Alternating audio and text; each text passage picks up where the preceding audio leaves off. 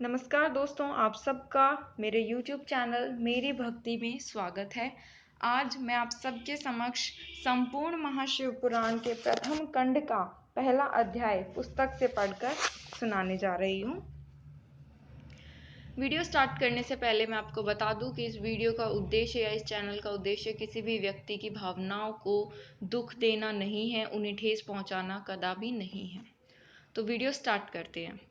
एक समय हुआ करता था जिसमें महर्षि श्री वेदव्यास जी के प्रधान शिष्य श्री सुत जी, जिन्होंने अपनी गुरु की सेवा द्वारा बड़प्पन प्राप्त किया था, नेमिषारण्य नामक वन में भगवान सदाशिव की तपस्या कर रहे थे। वे सदैव ही शंकर जी के ध्यान में मग्न रहा करते थे, उन्हीं के गुणों की कीर्तना किया करते थे। उन्हीं दिनों संयोग से शौनक ऋषि अपने साथ अन्य बहुत से ऋषियों को लेकर श्री सुत जी के पास आए तथा उनसे इस प्रकार बोले कि हे सुत जी, हम लोग संसार रूपी अतः सागर में डूबे हुए हैं। हमारा परम सौभाग्य है कि आज हम आपके दर्शन प्राप्त कर सके। हमें आपके दर्शन प्राप्त हुए।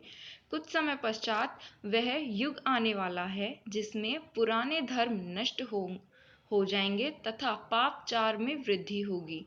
सब लोग उस धर्म को त्याग कर कुमार्ग पर चलने लगेंगे। चारों वर्ण इस प्रकार अपने कर्मों से पतित हो जाएंगे कि ब्रह्म वर्ण खेती करने लगेगा, ब्रह्मांड छल छिद्र में अत्यंत चतुर होंगे और अपने धर्म को भूल बैठेंगे। क्षत्रिय भी अपनी जाति धर्म का त्याग करेंगे, युद्ध क्षेत्र से विमुख हो पालन्यवादी बन जाएंगे तथा चोरी करने में अत्यंत चतुराई का प्रदर्शन करेंगे।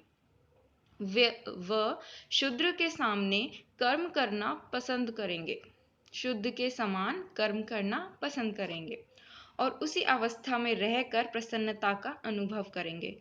गौ की रक्षा करना वे छोड़ देंगे। इस प्रकार क्षत्रिय जाति अत्यंत अन्यायी एवं दुखदायी हो जाएगी। इसी प्रकार वैश्य भी अपने श्रेष्ठ धर्म का त्याग करेंगे, पाप कर्मों द्वारा धन का संचय करेंगे एवं उत्तम मार्ग को ठुकरा देंगे। इसी प्रकार शूद्र भी अपने धर्म को त्याग कर ब्राह्मणों का कर्म करने की चेष्टा करेंगे। शूद्र द्वारा इसी प्रकार विपरीत कर्म किए जाने पर ब्राह्मणों का तेज नष्ट हो जाएगा। ऐसी दशा में संपूर्ण प्राणियों का आयु भी कम रह जाएगी। संसार में जब इस प्रकार का अधर्म बढ़ जाएगा और जाति बंधन नष्ट प्राय हो जाएगा, उस समय भिक्षुओं द्वारा भिक्षा मांगे जाने पर भी उन्हें कोई दान नहीं देगा। वर्णसंकर मनुष्य अपने को उच्च कुलीन समझकर और लोगों के हे दृष्टि से देखेंगे। स्त्रियां भी दुष्ट प्रकृति वाली बनकर अपने पति की सेवा से विमुख हो जाएंगी। ऐसा अवस्था में संतान भी माता पिता से प्रति रखना त्याग कर देंगे, यानी कि हर तरफ पाप होगा, दुराचार होगा, धर्म का कोई पालन नहीं करेगा। मनुष्यों में संयम, जप, तप तथा शील नष्ट हो जाएगा। ऐसी अवस्था में प्रतिदिन सत्य और शौच का अभाव होता जाएगा। हे सुत जी, ऐसे घोर कलिकाल में लोग तपस्वी को केवल इसीलिए सम्मान देंगे कि वे उनके पुत्र आदि उत्पन्न होने की कामना को पूर्ण करने में सहायता प्रदान करें।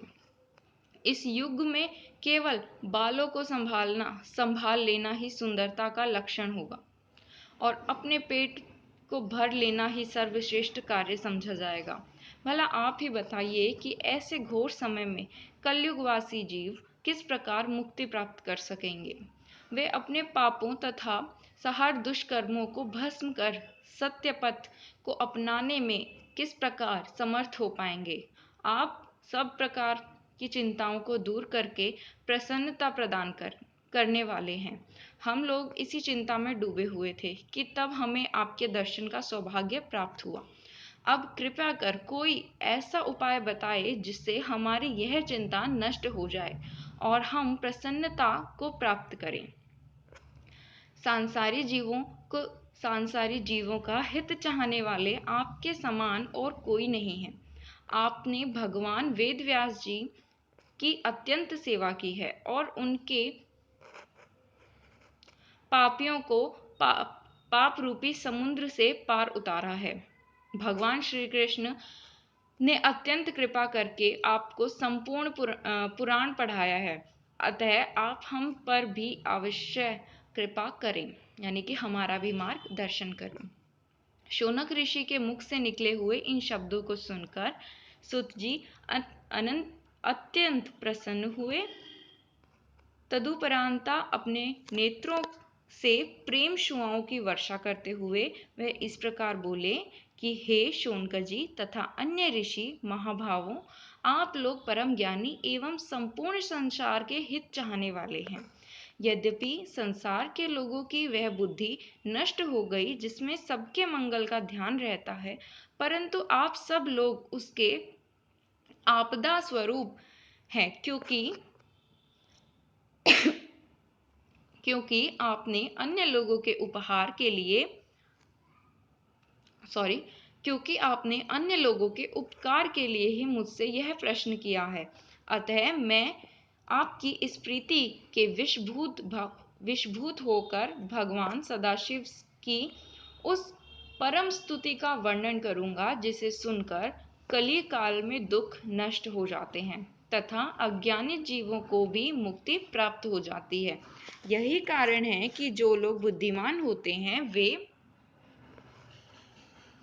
भगवान सदाशिव की तपस्या द्वारा संपूर्ण पदार्थों को अनायास ही प्राप्त कर लेते हैं। शिवलोक में किसी भी प्रकार का शोक और दुख कभी नहीं व्यापता। जो लोग शिव जी को नमन करते हैं वे बहुत संतान प्राप्त करते हैं। अतः हे ऋषियों, उचित यही है कि इस संसार को दुख रूप समझकर शिव जी के चरणों में ही प्रीति लगाई जाए।